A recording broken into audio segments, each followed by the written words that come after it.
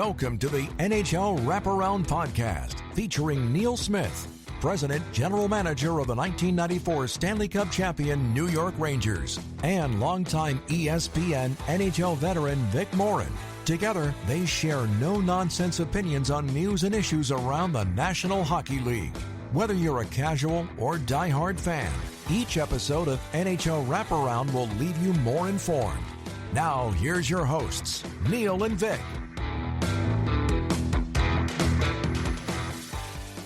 Welcome to NHL Wraparound, Thanksgiving Eve 2025. Vic Morren, Neil Smith, and really looking forward to our special guest today with the New York Islanders having come off that 6-1 road trip. They split at home over the weekend, but Cal Clutterbuck is going to give us some pretty good insight on what he sees the strengths and areas of improvement for the Isles. And there you have it. The New York Islanders. The reason I'm wearing this hat is in honor of Cal Clutterbuck. 17 years in the National Hockey League. Amazing, really. Before we get to that interview, 3 things that you need to pay attention to. The Edmonton Oilers on Tuesday returned from their 7-game road trip. And Neil, you often talk about teams in that first game coming home so often. The Oilers have actually been outliers, whether it's goal differential, just anything you can think of. The Oilers have kind of defied odds. But last night, it fit right into that first game home doldrum with an 8-3 loss to Dallas. And this one, the score was better than the 9-1 loss that they had to Colorado on November 8th. But the bouquet stunk just the same. Yeah, and you got to wonder what Oiler fans and season ticket holders and sponsors and suite holders and that, what they're thinking when they're at these games and you get completely annihilated right in your own building. As you said, 9-1 by Colorado. Well, that made everybody think, God, how good is Colorado at that point in the season? Yeah. And then 8-3 by Dallas. And we all know, guess what? We might have given an edge to Edmonton last night because Mikko Rantanen was sitting out his suspension. Yeah. And they still come in and kill you 8-3. And I don't know where 97 and 29 were hiding last night, but they sure weren't very evident. That was 4-0 in the first period and could have been 5 if not for a goal by Nathan Bastian that was waved off due to a high stick. Stu Skinner pulled after the first period, allowed 4 on 8 shots. Calvin Pickard gave up the other 4. 13 players on Dallas made the score sheet, 7 with double digits in points, including Captain Jamie Benn, who scored his first goal of the season and the 400th of his career. And that was the first goal of the game in the first period, which sort of set the tone for Dallas and the way they just annihilated the Edmonton Oilers. And I'd love to see the Edmonton Sun today and see what the headline is on that newspaper because they're probably killing the Oilers. Zach Hyman has come back. Really hasn't had an impact as of yet. Ryan Nugent-Hopkins, his return appearing to be imminent. But truth of the matter is, you look at the last 2 years, and Edmonton got off to those slow starts. It's happening again this year. But I can't think that Stan Bowman is going to be delusional in thinking that this club is going to be able to flip the switch and run through that Western gauntlet the way they've done the last 2 years en route to the final. No, you can't do this. You know, Vic, last 2 years was not by design. I mean, things happened. They made the coaching change 2 years ago. Let's go back to that. They went from Jay Woodcroft to Chris Knobloch in the middle of the season, or parts thereof. Everything changed. All of a sudden, there was a new voice, there was new everything, and they took off. Last year, slow start. People didn't know why, but then they got it going again because they're so talented. But you can't keep trying to pull that pony like that. That's just not going to work.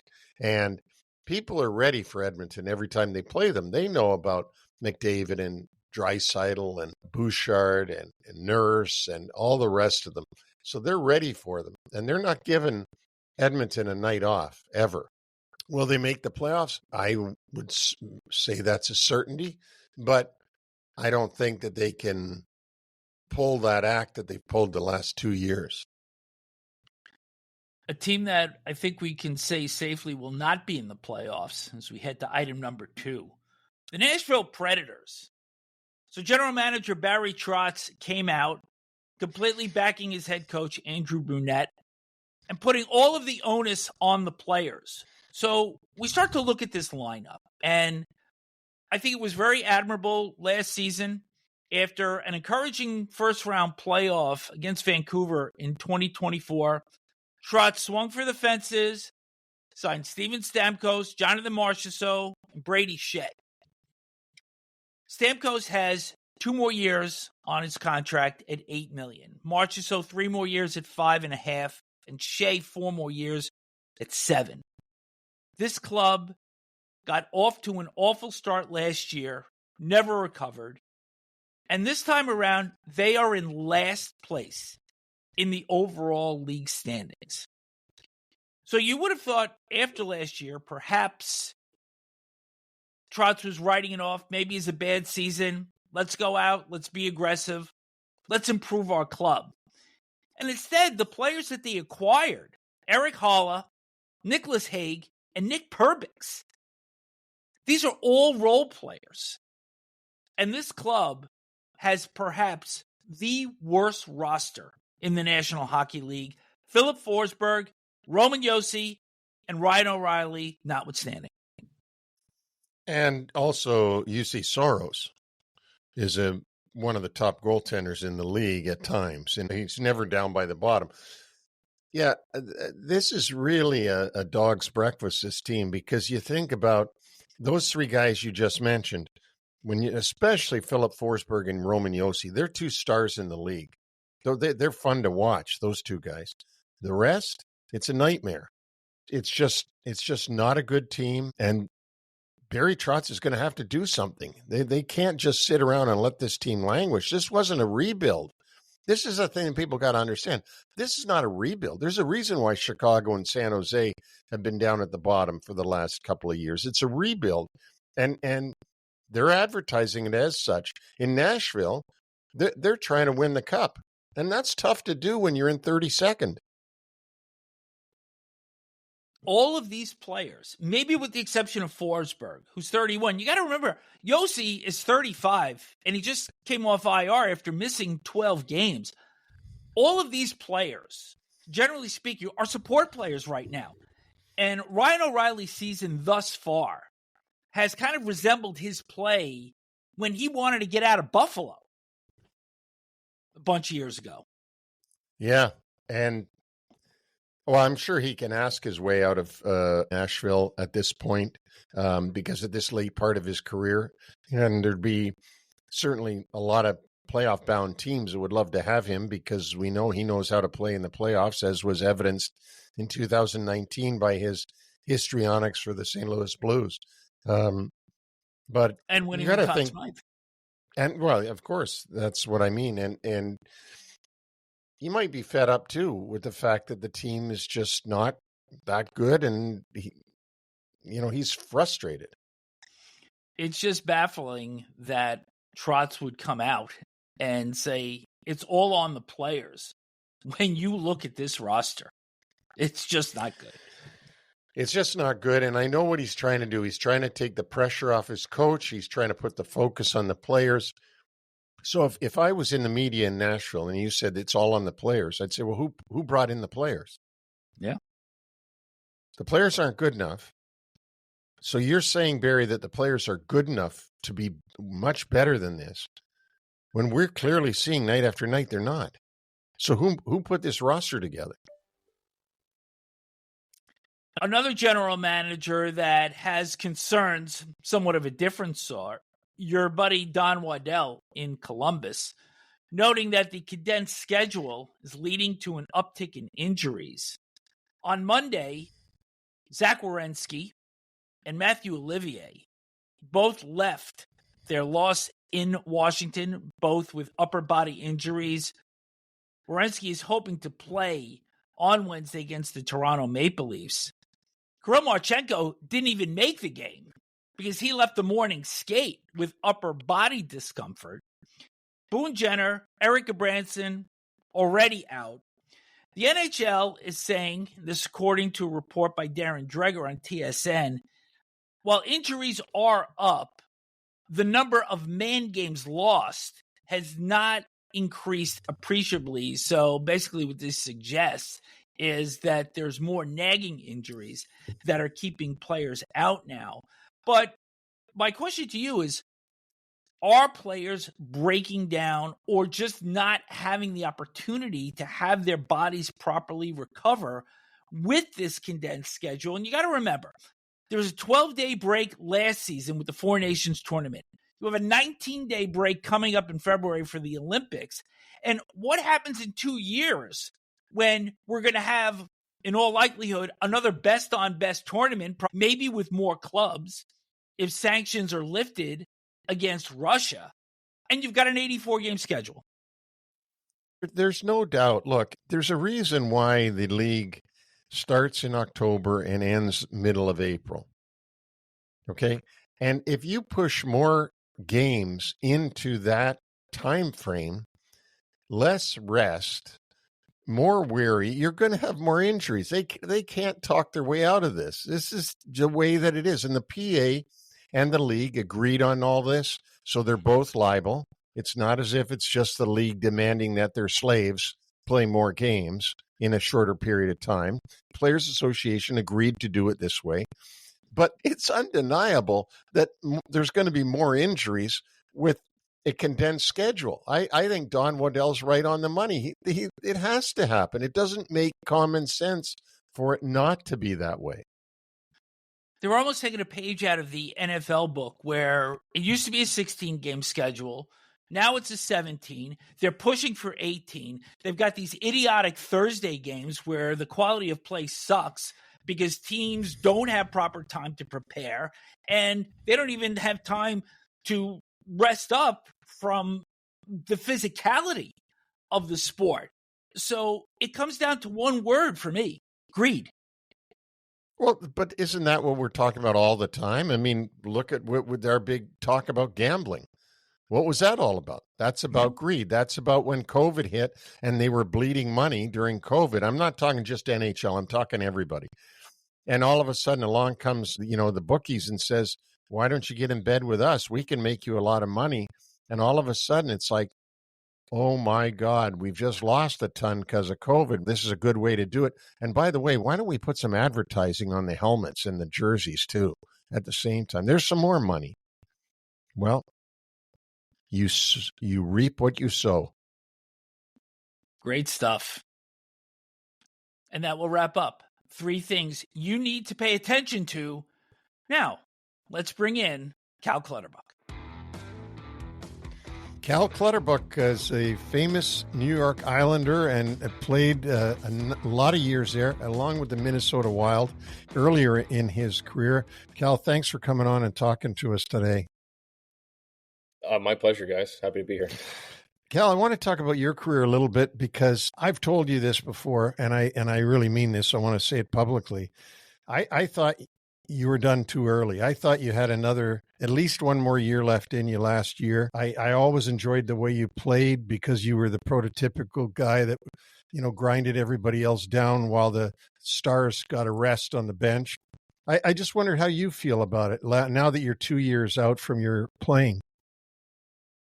Yeah, I felt like I probably could have played a little longer. It was more a situation that we were talking off camera. I've got 4 kids. I've got a family. I've been on Long Island. They've been on Long Island their whole lives. My option to continue to play here was not quite there. It was there, but it probably would have been conflict with Marty. And Marty was, obviously going after his milestone. So I wanted him to go and do that. I didn't want to go into training camp on a PTO anywhere. Felt like after 17 years of playing, people probably have a good idea of what I do. And if they wanted me to be part of the team, if I was going to go somewhere, I wanted to be on a team, part of a team, have a contract. And those number of teams were limited because I really wanted to stay close enough to home to where I could potentially leave them here and go play out the year and not have to disrupt their lives too much. So that didn't work out. And I was still looking, still skating, staying in shape throughout probably Thanksgiving last year. Just waiting to see, injuries, stuff pop up. There's always something that comes up. In the meantime, I'd gotten into TV a little bit. I just agreed to do one game, the home opener, as a guest. They asked me to come back, and then they asked me to kind of go month by month and pick my schedule. And, I got into that. And so it made the decision a little easier. I think the decision in my mind was made in August, to be honest with you. But, it just felt like the right thing to do. I don't want to squeeze every last ounce out of myself. I was getting close to the end. And, for me, my 1,000th game was really my, it felt like what would have been my retirement sort of night and day. I had all my family here and I had all my friends from Long Island all together in one place. So that really felt like it satisfied my need to go out there and really like have a retirement year or day or whatever. So all those things kind of just came together and I just made a decision not to play. Well, 1,000 games is a huge thing. 1,000 NHL games. I don't know if you've ever sat back and said to yourself, my God, there's 82 games in a season. It's not hard to do the math to figure out how long a player has to play and stay healthy to be able to reach that milestone. You've already answered my next thing, which was Brendan Smith the other day, who I like as a player very much, hard-nosed guy, sticks up for his teammates, just the same as you, signed on a two-way with Columbus. And I wondered, was there anybody that, not that you should do that, and I don't think you should, but was there anybody that approached you with stuff like that? Yeah, there was a couple teams that approached me. I didn't get a two-way. I might have got a two-way, but Pat Morris, my agent, knows that would have been a no. Yeah. So I don't even know if he might not even have presented them to me, but not that I heard of. It was a lot of situations like lingering contract negotiation on a team. They weren't sure how much money they were going to have to allocate to that deal. Had a couple things lined up that never materialized. And so, just like I said, I wanted to go in fully committed. I want to be able to go in Labor Day and meet new teammates and get settled and prepare for a season like I had for the last 17 years. And I didn't have that opportunity. And I just felt like I'd be selling the team short and myself short if I wasn't, fully committed, fully prepared. And my game, my mindset when I approach the game just requires a 100% commitment. I just didn't think I wasn't there mentally, so I kind of just let those things go away. Well, Pat Morris and Donnie Meehan are old friends of mine from way back. I've known them forever, and I've had some laughs with Pat in the past. Let's get to the Islanders and this year's Islanders, and one of the surprise teams of the league for sure. I know Vic and I did Summer Coolers, which is the previews of the teams. We didn't see this coming, I can tell you. And they start off 0-3, and then they go on this 6-1-0 road trip. Third in the Metro, 1 behind New Jersey, 2 behind Carolina. My take on it, and see if you agree or you tell me the real take on it, is that Bo Horvat's having it's just an unbelievable start to his season. And Matthew Schaefer seems to have given the whole team an energy like I haven't seen for a long time, being a youthful energy that's been put into the team. And the loss of Noah Dobson and even Brock Nelson, it isn't seen as much with this team as I thought it would be when I was thinking about it in the summer. I agree with all of those points. I think first and foremost, I think it's Matthew Schaefer. He trickles down the entire lineup. I think Emil Heineman has been very, very crucial to Bo Horvat's early success. His ability to skate, he's a very smart player, obviously creates a lot of opportunity for Bo. And I think Matthew Schaefer also does, a kid's playing almost half the game. It's not very often you see him not be able to break a puck out.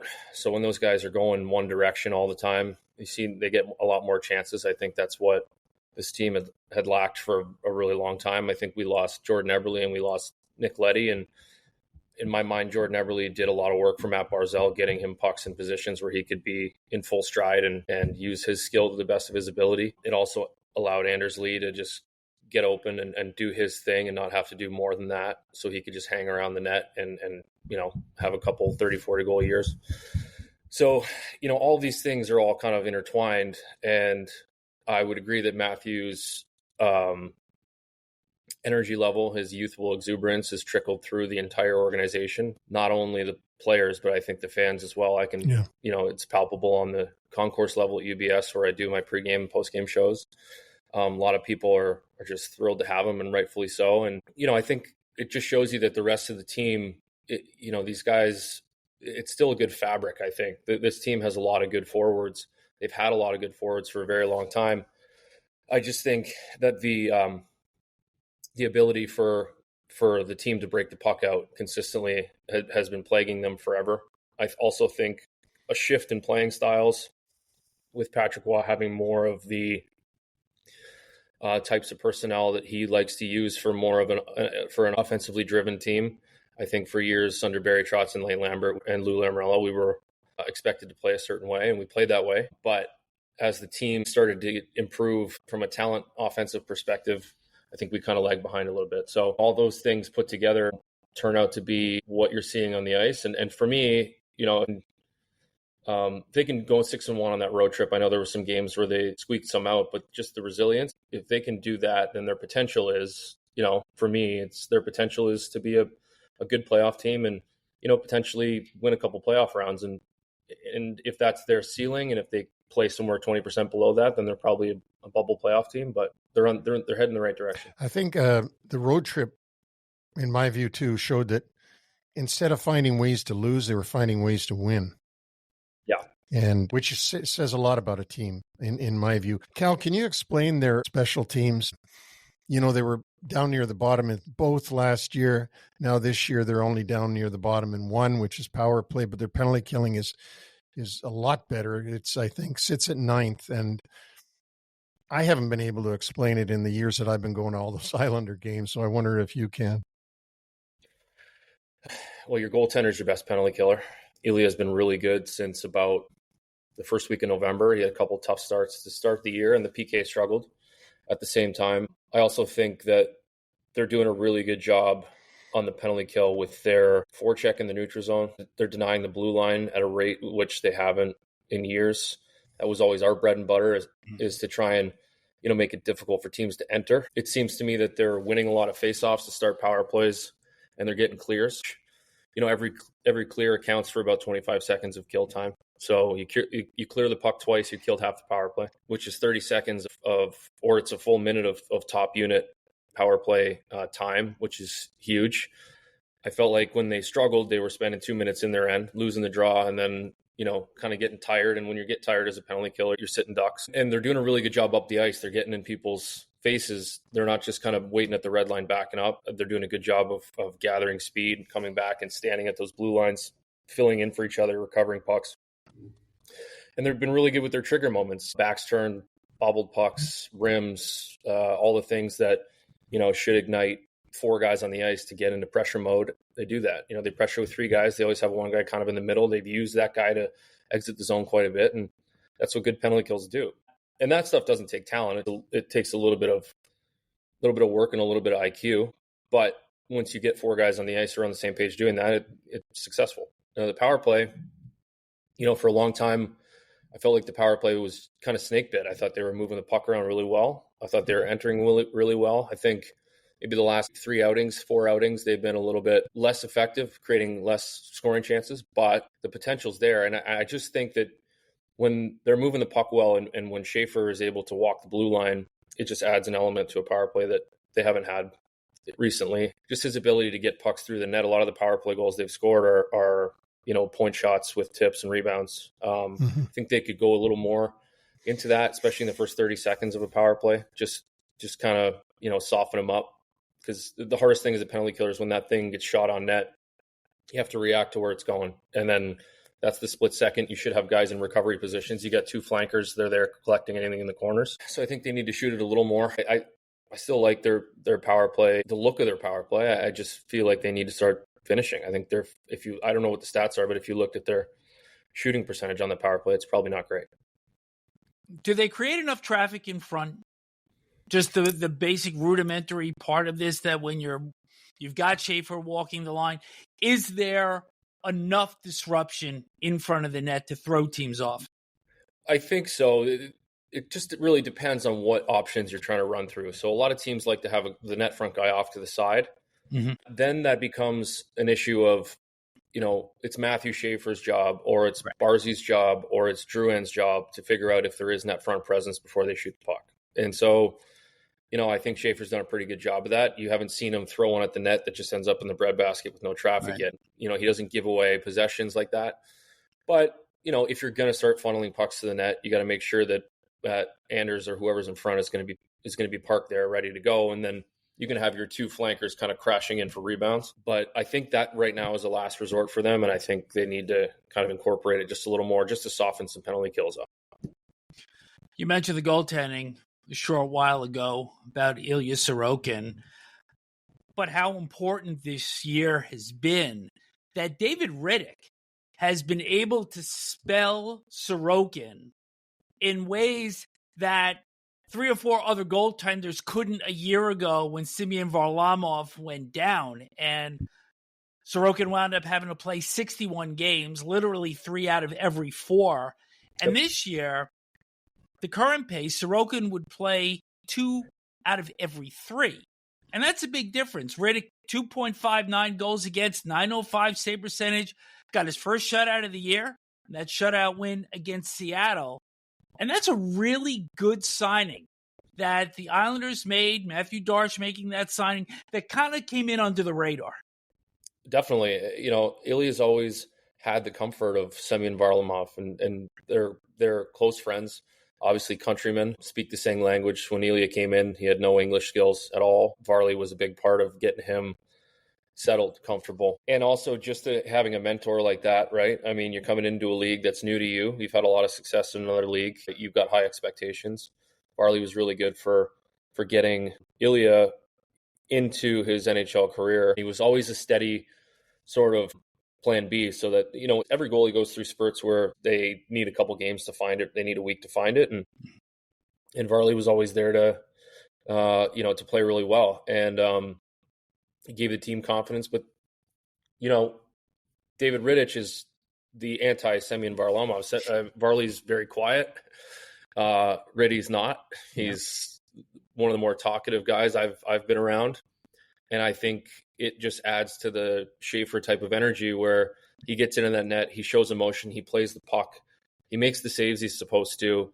He's able to hold them in for periods, like a first period in Utah. I did that game in Utah, and they were getting shellacked. That could have been 4-0 in the first period. They come out of that period at 1-1, and he makes 6 amazing saves in that period, and then they settle into the game, and they end up winning that game, obviously. Another one of Matthew Schaefer's record-breaking coming-out moments. And, that stems from Rittich being able to do that in the first period. And he's going to have nights where he's not great. He had a night in Carolina where the team wasn't good and they didn't give him much in the way of help. And he can only do what he can do. But he's doing a really good job of being emotionally invested in his starts when he gets them. He's giving them the confidence to win, especially on second half back-to-backs. They're 4-0 in the second end, and he's usually the guy getting the tail end of those, and those aren't easy games. He's passing with flying colors. Great signing by Matthew Darche, one of a couple. I mean, Jonathan Drouin's fit in really nicely with this team. I really like his game, watching him a lot more closely. I think he's a lot more of a 200-foot player than I ever gave him credit for in my own mind. And I think he competes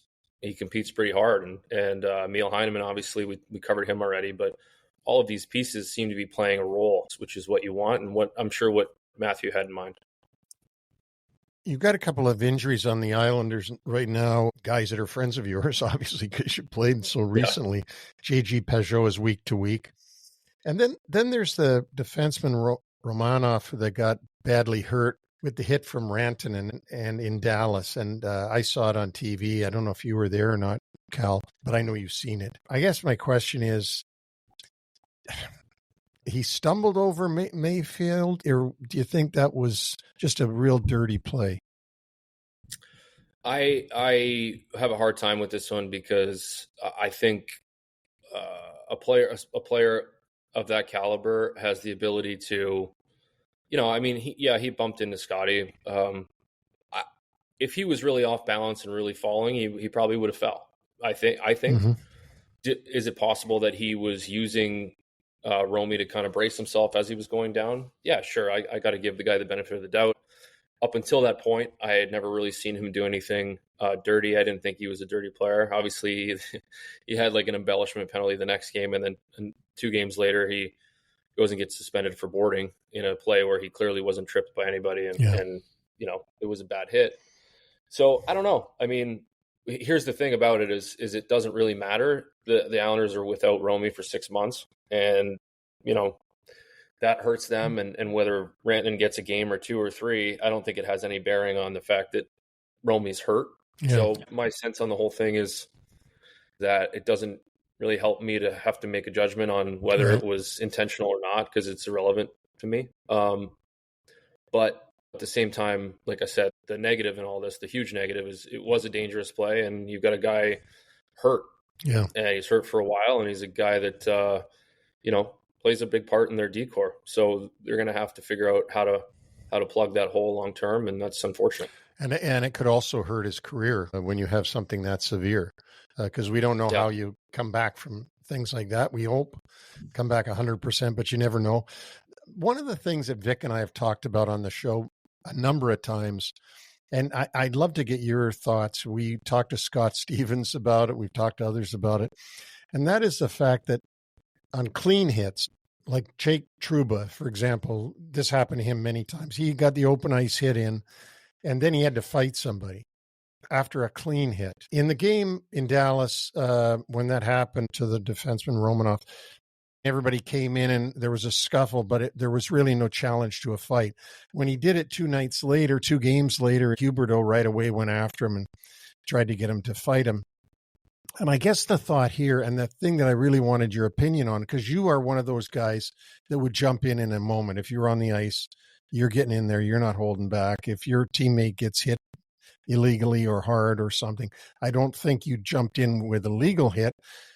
But we've been talking about the fact that if you make a good hit on somebody and then someone forces you to fight on a clean hit, should you really get a penalty for defending yourself? Because you had to fight the guy. You had he made you fight him. It seems to Vic and I that it should only be the instigator who came in. If you've done nothing illegal, you shouldn't get penalized for defending yourself. Yeah, I think it's probably a slippery slope, but I think that's the point of the instigator rule, is to kind of penalize somebody for almost the whole period just for initiating something in a situation like that. I think a lot of times referees will waive the instigator penalty if it was a dirty hit to begin with. And if it was a dirty hit to begin with, there's already a penalty coming on the other side. So there's, you come out of that situation usually ahead anyway. I never liked the fact that a good clean hit, or even for me, it was just the volume of hits. Like if I hit somebody 3, 4, 5 times in the first period, it would be, especially earlier in my career, I would have somebody chase me around for a period. That's one thing that I made sure that I did, is I didn't accept all of these challenges all the time, because I would have been fighting. And at the minute you fight one guy and this guy and the other guy on a regular basis, then you're expected to do it.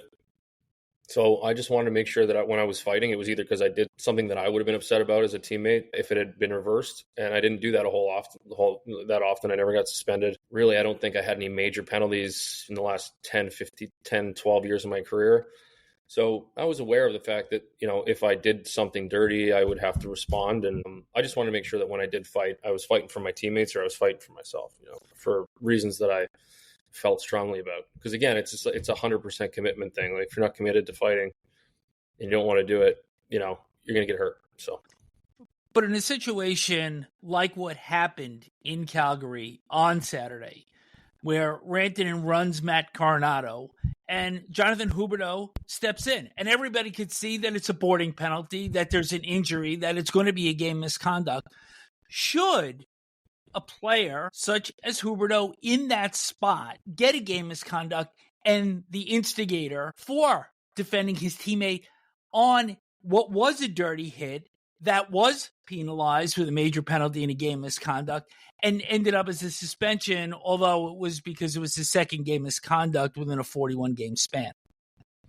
Yeah, that's a good point. I mean, that side of it, yeah, I happen to agree. I think there are some referees who will, like I said, they will not assess the extra 2 and 10 in that situation, because it's clearly a justified action within the unwritten rules of the game, which we all know. And the difficulty in that, I think, is it just then becomes a matter of opinion, whether or not the hit warrants no penalty or penalty. That's where it gets a little gray for me. And then you've got something else to argue about in a game where there's plenty to argue about already. So I don't think it would work out that way. The concept I totally get, but I just don't know if it would work. Cal, last thing from me, and it's something that I'm very much intrigued in. My wife is in mental health, and so there's a lot of things that we discuss. And one of the things that I'm very intrigued about is transitioning in one's career from especially athletics, especially pro sports, but it doesn't have to be a player. It could be a manager, it could be a coach, it could be any number of things. But it's easier to talk about a player. And you go from this sort of robotic lifestyle that you have when you play, that you do everything over and over again, over and over and over until the summer comes, and then you get a little bit of a relief for a while. But then when the calendar turns to September, here we go again, over and over and over again. And then all of a sudden it ends. And now you're supposed to just act like the rest of us act. Why don't you just do what we do? And it's really hard. And I just wondered how it's been for you. And is this something that you've, encountered in your transition from on ice to life now with 4 kids, a wife, TV gig going? It's not easy. No, it's not. The best thing I did was like I said, I got into TV right away, and I was doing it at my own pace, which was nice. I got to pick my schedule. It was month over month. I could do more. I could do less. I could be home if I needed. But there's definitely, I think it's inevitable. Everyone has that moment. I think for me, it was probably around this time last year, maybe Christmas time, where getting up in the morning with nowhere to be stopped feeling like a luxury and started feeling like a burden a little bit. So, you have to proactively start to do things that are going to occupy the centers of your brain that have been firing for, basically your whole life. I mean, since probably since you get drafted to the OHL. My rookie year in the OHL at like 2002 or 2003 was when that life started for me, the robotic sort of regular mindset. And for me, it's the sense of purpose that comes with being an athlete and feeling like you're going out there and doing something important. And, when you stop doing it, it's nice to have a break from having to show up and do things that are important. But that only lasts a certain amount of time. I think that period of time is different for everybody. But for me, it was a couple months. And I've found things to occupy myself. Luckily, I have somebody that I talk to. So we talk through those things. A sports sort of mindset psychologist that I used a little bit when I was playing, and then when I would get into tough spots, and I used them transitioning for the last 6 months into my new life, because I wanted to make sure, first of all, that I was making the right decision when I did stop playing. I wanted to make sure that I was going to be okay with it. Didn't necessarily trust my day-to-day feelings on that, so I needed to talk through it. And then, what's next? And his advice to me was just, you got to start doing something now, because whatever the thing is that you're going to do afterwards, you're not going to be as good at it as you were playing. That's just the way that it is, right? So you have to kind of go into this internship mindset where you're just going to try things and you're just going to try and discover who you are as a person. Because a lot of times you're a hockey player in your mind, and that's first and foremost. And a lot of times it just takes a little while to figure out who you actually are and what your interests are outside of the game. So, I was lucky because I had somebody kind of coaching me through that process, and I was able to take his advice and try things and landed on TV. And now I feel like I have a full-blown second career going here. And I still have other projects on the side because TV is so good for allowing me to have my days to myself so I can pursue other things that are of interest. And so just seemed to be the perfect fit. And it's really allowed me to have a focus and try and show up and do something and improve on something and try and climb the ladder. But it's also something that I know very well. So it wasn't a total restart. It's been a good fit. You can certainly tell that in terms of TV, you're very coachable because of your performance thus far and giving your opinions as a studio analyst, but I was in production for 40 years, worked with a lot of great talent, a lot of great producers, a lot of great production teams. So for you, as you made this transition into television, what has been the most eye-opening aspect about being a part of a TV sports production team? Well, I think how many talented people are behind a program, to me, is the most eye-opening part. I think everybody knows that there are people in the truck doing something in order to put the game on TV. But really, when you're going through the process of trying to figure out, you're trying to build a pregame show, you're trying to go through an intermission segment, and we've got Steve Napolitani, our producer, and Joel Mandelbaum, our director. They're constantly doing things, as you know, behind the scenes, and they're giving you feedback. They're letting you know when to go, what we're going to talk about, what clips they were able to pull together. They're going to show it to you, and they've got 5 or 6 talent people to worry about at the same time. So to me, their ability to orchestrate that show on the go and plan it, and then get the right shots and put the right packages together and have it ready for you so that all you have to do is talk about the game. That's been the greatest thing. And Shannon Hogan does a great job hosting the show. I really have been impressed with that position also in particular, because there are things, as you know, everyone's got a plan until they get punched in the mouth. Like, these things kind of go awry sometimes. You run out of time, you get added time. She's really good at thinking on her feet. She's really good at having her energy up and making sure that everyone's engaged. And she does a great job of teeing me up so that I can just, easily ease into a segment or an opinion. And so the whole team there is really strong. Those and they're great people. So it's been a lot of fun working with them. And you've worked with Thomas Hickey as well. And a lot of times the natural, organic move would be to do games at some point. I did a game in Jersey this year already, actually. Brendan and I did that. So that was awesome. Yeah, I definitely have interest in doing games eventually. I think that's the most natural spot for an analyst. I've done some games between the benches. I really like that because you're close to the action, so you have a little different perspective on the pulse and the emotion of the game. You can see things like coaches having conversations with players, emotions. Yep. You get a better sense for what the feeling of the game is at ice level. But it's more difficult on TV because you can't make eye contact with the people that you're trying to call the game with. So you have to try and figure out where your moments are to actually jump in to make it so that it doesn't really sound manufactured or forced in there. And so that's been really good for me because it's helped with my ability to pay attention to timing and recognize moments. And so it's been really good. And then when you go up to the booth, you don't have that problem. It's just you and Brendan, and you can let it fly. If something comes to your mind, you see something, you say it. Between the benches is a little more of a fill the gaps kind of game. Neil, he's got this. I know. I've been watching.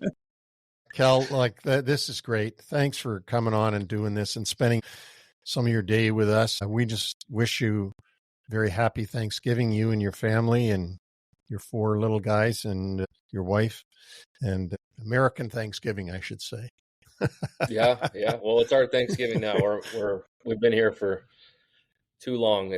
We're going to be celebrating. So happy Thanksgiving to you guys and your families as well. And thanks for having me. This is a lot of fun. No, it is a lot of fun. We hope you'll come back at some point, maybe when the Islanders make the playoffs this year, and we can talk about that. Yep. Sounds good. All the best, Cal. Thank you. All right. Thank you, guys. Neil, when we spoke to Stephen Gostkowski on our celebrity series, one of the most revealing parts of that discussion was the transition from being a professional athlete to the more what we call normal life. And as much as I loved the conversation about the Islanders and where they're going and his insight, his transition is somewhat different from Gostkowski's. And it just goes to show you that every player that leaves the sport and they return to being normal, so to speak, in terms of their day-to-day living, everybody's DNA is different. It is, and everybody has to find a way to fill their time. That was so overwhelmingly taken up by trying to maintain this absolute perfection in their sport. And when I say perfection in whatever role they had, you don't play in the major leagues without perfection. For Cal Clutterbuck, a tremendous third-line player, grinding, hitting guy who had to come into the game with a mental state exactly right on to be able to perform that role night after night after night. And for 17 years, he did it. And then now all of a sudden has to fill his time in. He's not getting up and going to practice. He's not packing bags every 2 or 3 times a week to go on to a road game. And so he had to find other ways to fill it. And as he said, luckily for him, he got this opportunity on TV, took it slowly. And now I think he does a pretty good job. And he wants it. That's the biggest thing. He's serious about it. He wants to do well at it. And he wants to diversify by doing both studio and games. So all the best to him going forward. For sure. He's a good guy. I learned a lot from him. Last week, Neil and I did a segment on the 8 Eastern Conference teams that missed the playoffs in 24-25. Went through each of them, looking at what would have to happen for them to make the playoffs this year or why they would be out again. We're going to do this with the Western Conference teams right now. Anaheim, Calgary, Chicago, Nashville, San Jose, Seattle, Utah, and Vancouver all missed a year ago. So we're going to do a little bit deeper dive into the why or why not they will either get in or not get in and the things that need to happen in either scenario. I think a couple of teams are obvious right off the bat. But we're going to start off with Anaheim. What has to happen for them to get in, or why won't they get in when we get to April? The Anaheim Ducks are going to make the playoffs this year, and the reason they're going to make the playoffs is because Pat Verbeek is going to win GM of the Year when that award comes around because of the job that he's done and the acquisitions that he's made in a very short period of time. He's made a ton of moves. Most important move he did, he brought in Joel Quenneville to be the coach. He's his old teammate from the Hartford Whalers. Back in the old days, he knew Joel well, interviewed him about the problems that Joel and the organization faced in Chicago and the reason why he was suspended from the league for a time being, and he ended up hiring him. The other moves that he made, bringing in Chris Kreider. Kreider's been great for them so far this season. Jacob Trouba, brought in from the Rangers, played really well for them this season. He made the various other trades, which changed his lineup around and has made this lineup good enough to make the playoffs. Obviously, right now they're doing really well, but they're going to stay in a playoff position the rest of the season, I believe, and they are going to be in the playoffs this year.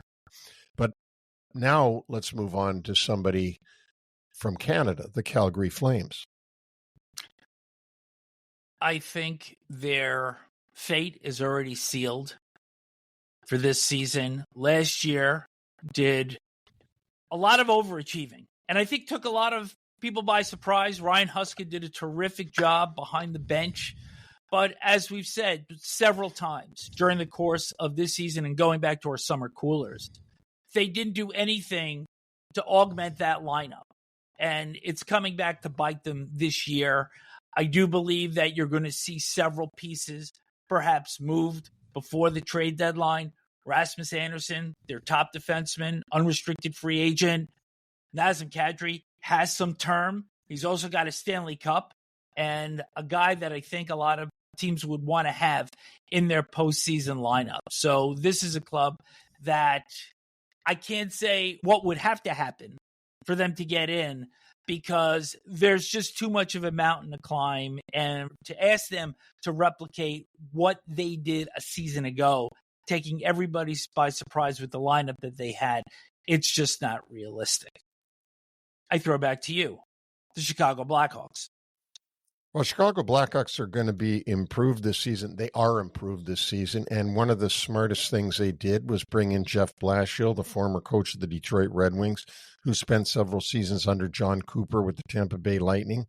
And Jeff got there, and from the outside, it looked like an insurmountable deficit that he had with that team based upon the last couple of years. But he seems to have brought out the best in a lot of their players, and including the maturation process of Connor Bedard, who is playing a lot better this season at both ends of the ice than he has in the past. And we've seen his game come up. We've seen still some immaturity. He's still just a young kid, but he's playing a lot better. The Nazar signing looks actually not bad now when it looked terrible in the summer because we didn't know this kid well enough, but he's playing really well for them.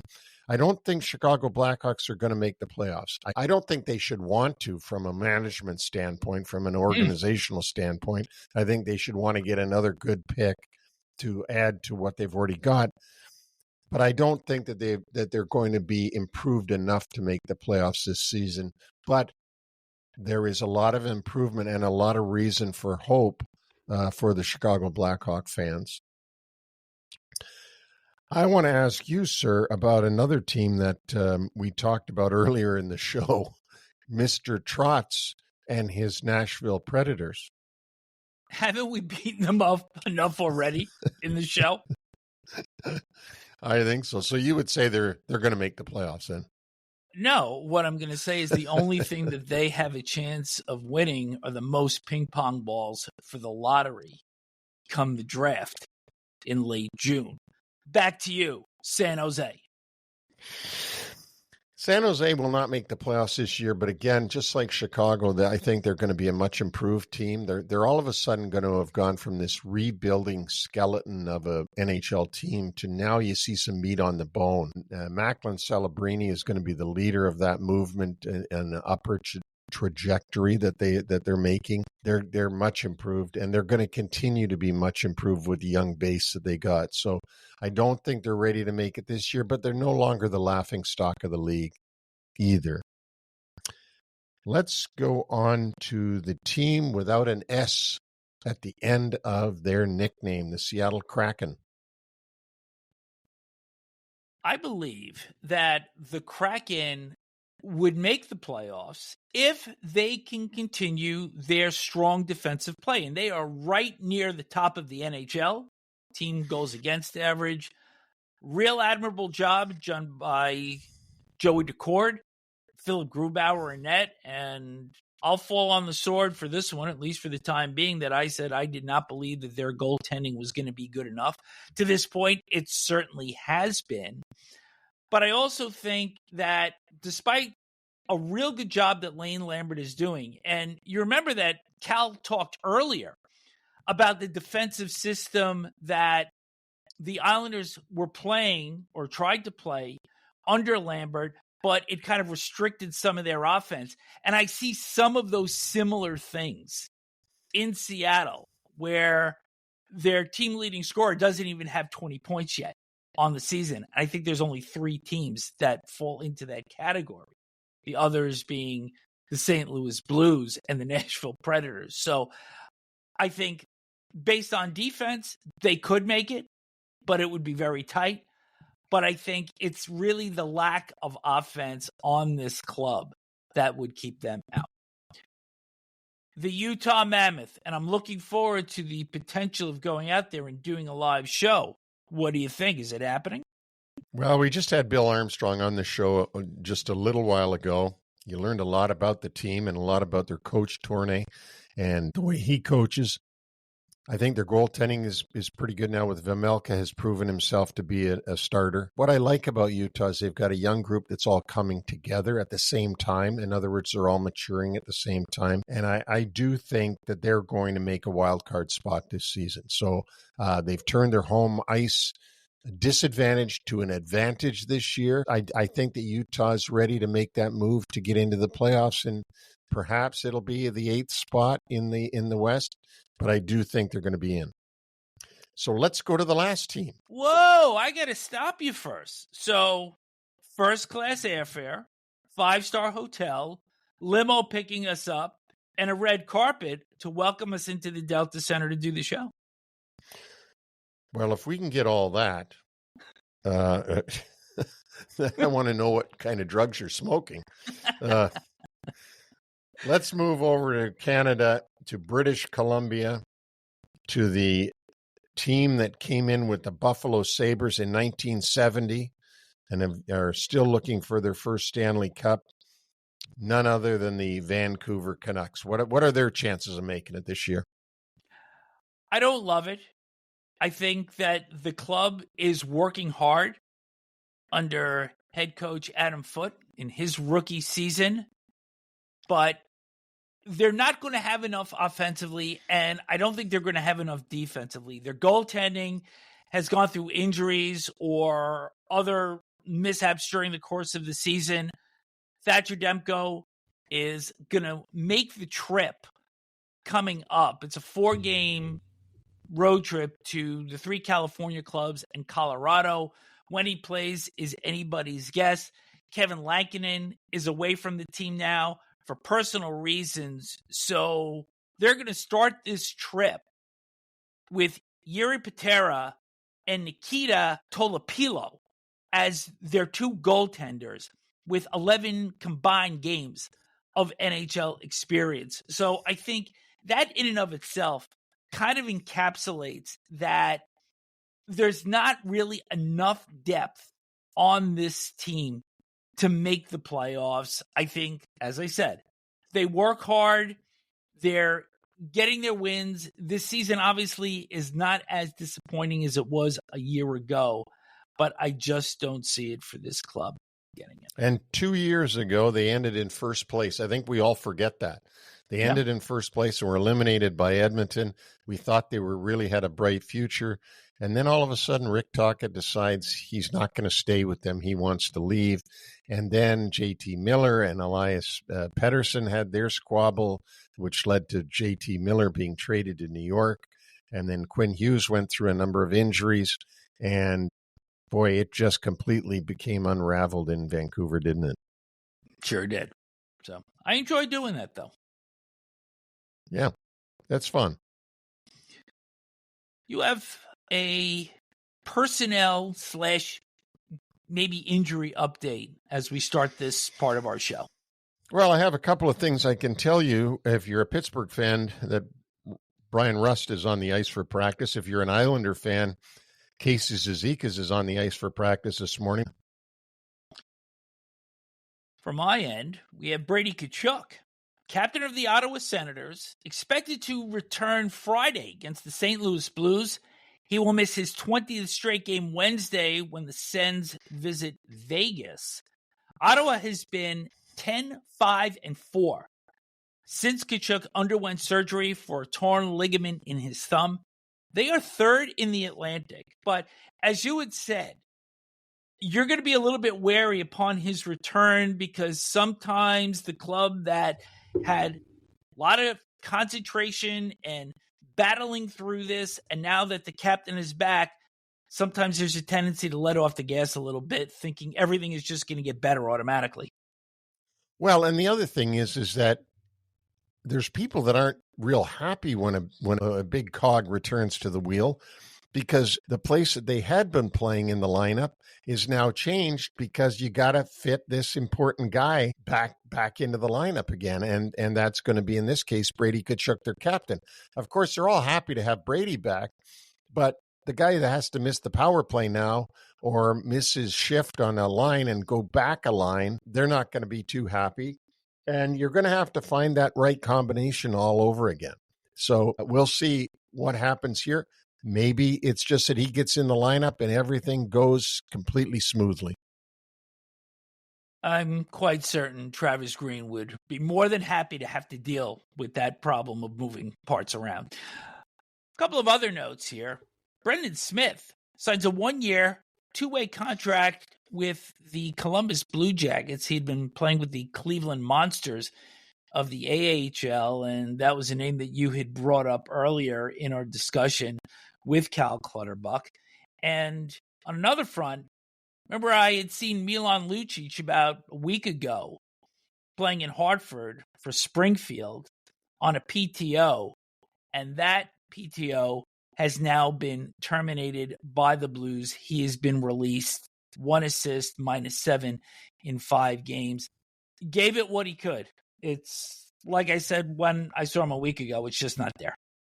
Well, two points on those two players. Brendan Smith, first of all, this is his 6th team that he will have played for, and he's going to play tonight for the Columbus Blue Jackets. So that's a little bit of breaking news. He's going to be in the lineup for them on his 6th NHL team.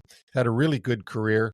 Been a good soldier for every team he's played for. Started with the Red Wings and then was traded at a deadline to the New York Rangers and went on from there. It's funny about Milan Lucic. I was at the Blues game the other night when they played the Islanders, and the expectation of some of the guys that worked around the locker room was that Lucic actually was going to get called up to the team, that he had just worked on his game in Springfield. And I said, well, I don't know, because my buddy was at the game the other night watching him play the Hartford Wolfpack, and he didn't look too great. So now we know that, I guess, Doug Armstrong and the powers that be agreed with you. They shouldn't be calling me too often for advice, though. One final note. Carter Hart is expected to be recalled by the Vegas Golden Knights next week. He is eligible to play starting December 1st. And as you know, it's been Akira Schmid and Carl Lindbaum in goal for Vegas. And you would question this, whether or not this guy can return close to the form that he was when he left a couple of years ago. And just now, the potential backlash that could come when Vegas goes into visiting rinks around the NHL with Hart returning. No doubt about it. There is going to be a backlash from some people because that's the way society is right now. They voice their opinion if you have somebody there that they don't feel that should be given that opportunity. But Carter Hart has played 2 games for the Henderson Silver Knights. He's got a 2.55 goals against average. He's won 1, he's lost 1, and he's got a .875 save percentage in the American Hockey League. So that's the little bit of an update on his performance so far. Not great numbers. Not overwhelming by any stretch. But you wonder, though, Vic, how does this guy go from sitting out these years? I mean, he wasn't a superstar when he left the NHL. He was Philadelphia's best hope for a starting goaltender of note. But he wasn't burning it up. And we'll see how he does when he comes up. It doesn't always mean, because your numbers weren't that great in the American League, that you can't play, because you don't know who he was surrounded with on that Henderson team. But those are his numbers. The numbers are the numbers. And I think that's a good place to step off and end this show. So special thanks to New York Islanders TV analyst Cal Clutterbuck for joining us today. He was terrific on the show today and brought a lot of great insights, not only as an analyst, but also as a very recent player and the transition going out of playing. I want to thank our listeners, our viewers, for watching us, for listening to us. I hope you keep doing it. I hope you ask people to subscribe. We've got to get our numbers up so that we can get sponsorship and we can keep on going. You can reach us individually if you want to. Neil at NHLWraparound.com or Vic at NHLWraparound.com. Every show that we've done, every piece of material that we've done is on our website, NHLWraparound.com. And of course, we are on all platforms: Apple, Amazon, iHeartRadio, Spotify, and of course the aforementioned YouTube. So subscribe and please get others to listen. Give us a chance and maybe subscribe.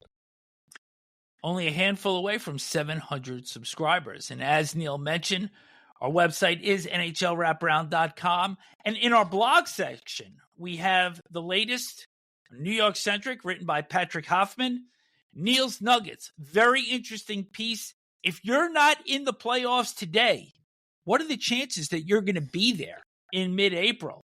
And Smith's picks your first perfect night of the season, albeit it was 1-0, picking Dallas over Edmonton. Your record for the season there, Paco, 123, 69, and 27. In the NHL world, oh boy, I got to do this math quickly, but that's about 54 games over 500. I think you're right. Great math. This will be our last show for this week. We're going to take Thanksgiving off, and also because there's a very heavy schedule of 15 games on Friday, and most of them take place during the afternoon. So we're going to take Friday off. Short shifts comes next Monday. Our next wraparound will be Wednesday, December 3rd. And I just want to go back to the short shifts on Monday before we say goodbye.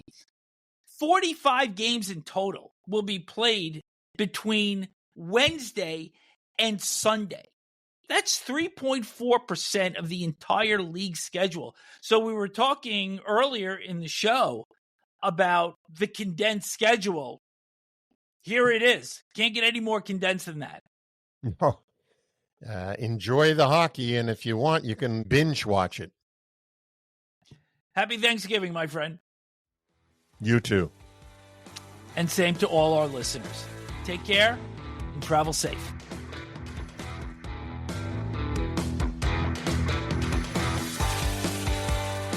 Thanks for joining us on the NHL Wraparound Podcast. Don't forget to subscribe to stay up to date on all the NHL action.